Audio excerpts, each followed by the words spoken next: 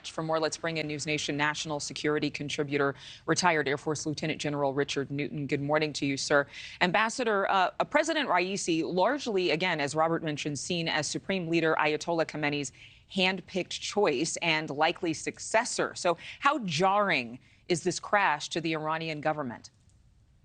Well, good morning, Adrian. It certainly is. It's going to have the attention not only of the people of Iran, but also in the Mideast itself. I suspect that it will be fairly quick in terms of Supreme Allied Khomeini putting forth to the Iranian people some type of a new leader to take his part. Let's speak first about he was actually, as you mentioned, a close confidant of Khomeini. He was very close with the supreme leader. He also was responsible for a more conservative approach to relationships with, the United States and the West, if you will, and what you would call a tilt towards the East being China and Russia.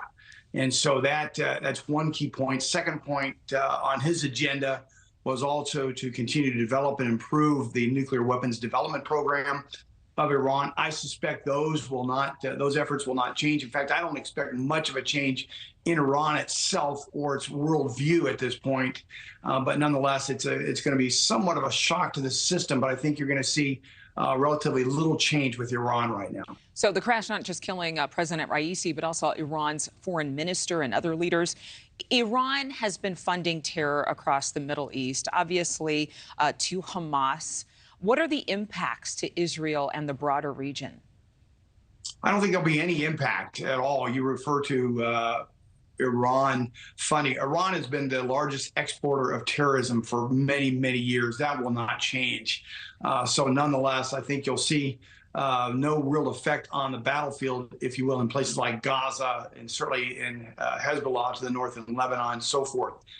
What this will do, though, is internally to the politics, and we'll be watching closely in the coming days and the weeks if there's any change or who actually now comes forward or is selected by the Khomeini here. That we'll see who changes the guard, if you will. But I suspect there'll be no change in direction or relatively little change in direction with Iran and their supreme ally, Khomeini at this point. Massive public prayer seen across Iran following this crash, but it's also widely known the Iranian people are largely displeased with their government, to say the least. Do you believe that there will be demonstrations or only vigils at this time? I think you'll see vigils, and I think you'll see Iran in their public view of this death will go forward with those vigils and other religious type activities. But you'll also see, perhaps I would look for, especially on social media, some of the discontent and the discord that's growing in the younger generation of Iranian citizens. It'll be interesting to see how that plays out. It's difficult for Iran to clamp down totally clamp down on this, what I see as a growing fervency of especially the younger generation towards a variety of freedoms and so forth. But Iran will kick in what I call a fairly intense information operations to highlight his role in strengthening the government and strengthening the ties with China and Russia.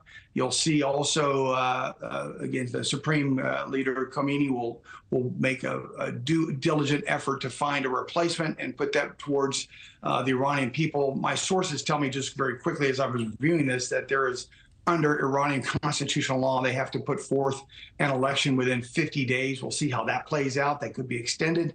But again, I don't see any break or daylight in terms of both Iranian domestic political issues nor from an external foreign policy. One point I may add also, as you mentioned, that their Minister of Foreign Affairs also was killed in the crash. So there's going to be a challenge here for the Iranian government to replace these two key officials. But I expect the hard line will continue. They'll still focus on China and Russia. They'll still continue to suppress the Iranian people. Lieutenant General Richard Newton, thank you very much. Thanks for watching, everybody. Go to joinnn.com to find NewsNation on your television provider. Also, don't forget to click that red subscribe button below to get more of NewsNation's fact-driven, unbiased coverage.